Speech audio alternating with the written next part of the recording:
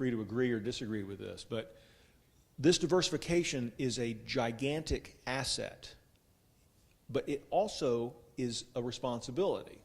And so to borrow a quote from a local economist by the name of John Roberts, it's kind of a mouthful, so hear me now and think about it later.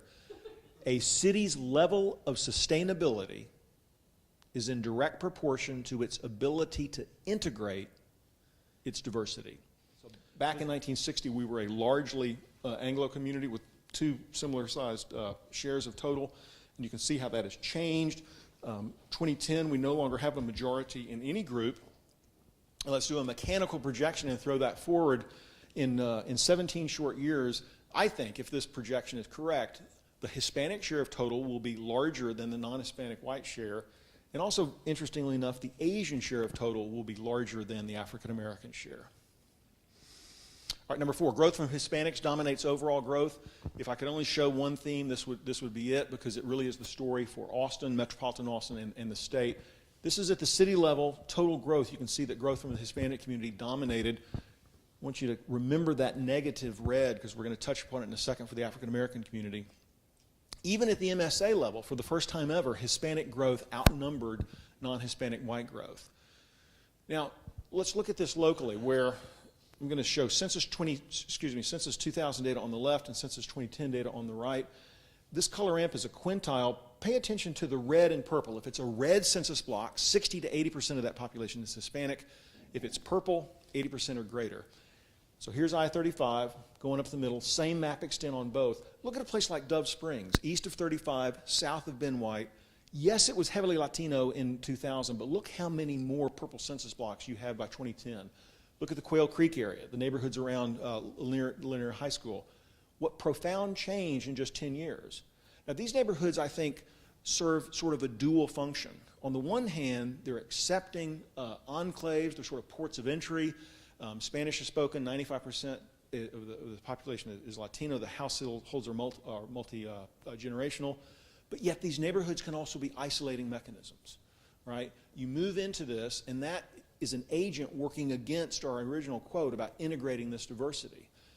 I even think that these have become true blue barrios. Now that term barrio, I've had colleagues tell me, Robinson, don't say barrio. That's, you can't get away with that.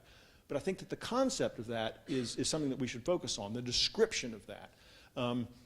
We're going to have an increasingly hard time integrating our diversity if we can't somehow get these households to live in other neighborhoods than just those deep urban pools. Now, I'm quick to say that my maps are showing working class Hispanic households. They're not showing middle class Hispanic households, because those households are living in neighborhoods where other middle class households live, period. And so that's a super positive. It's the concentration of these working class households that really shows up in the census data. Concentration in 1990, this is really a remnant of sort of when East Austin was at its peak in terms of being an African American urban enclave. In 1975, I saw James Brown and Ike and Tina Turner at a place called Charlie's Playhouse. And yes, I snuck in. I was a little bit underage, but it was cool back then. The point is that, yes, it was a highly segregated urban enclave, but there were arts and cultural infrastructure that supported that population. As that population suburbanized, that infrastructure, for the most part, fizzled out. So look at this, in just 10 years, you see that diminution in that core, and then you look at the new data, 2000 on the left and 2010 data on the right. Simply put, I mean, African American East Austin, the way I knew it growing up, really has disappeared. But I'm quick to say that it's jurisdictional. Yes, you see these areas of loss, but look at these areas of big gain: Manor, Pflugerville, Round Rock, Cedar Park. And this was an issue that I've discussed with Reverend Lands, and I'm thrilled that he spoke with you and kicked it off, because he sort of predicted 15 years ago that maybe these big African American churches in East Austin, maybe they follow their congregations to the suburbs. I don't know. I think you guys can tell me if that's happening yet.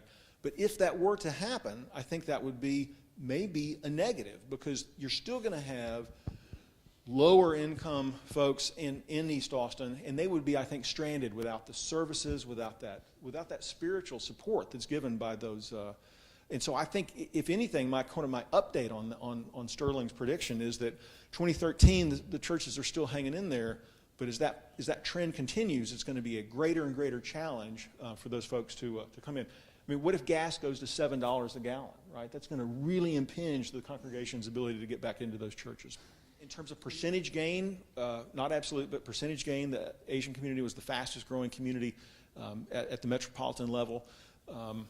I mentioned earlier that our regional population doubles every 20 years. The Asian population is doubling every 10 to 11 to 12 years. We're already above 6.3%. We have one of the highest shares of total in the country that is Asian. And this really sets us apart, because think about southern cities and southwestern cities. It's either sort of a black-white dichotomy or a white-Hispanic dichotomy. This fourth group, this Asian group, really does make Austin more diverse. Even a higher share of total than Houston. Now, not absolute numbers, but share of total. I don't think we'll ever get up to San Francisco or San Jose, but we'll continue certainly to climb up that ladder. And this, to me, is fascinating. It shows diversity within diversity. Again, back to my notion of how much different we are as a community today. 40 years ago, if you were Asian and in Austin, more than likely you were Chinese and associated with the University of Texas. Today, that's a very, very different situation. And so much, I mean, a Vietnamese household has got a whole lot, does not have all that much in common with an Indian household. And the Indian subcomponent is the fastest growing group of that. And I think that's interesting.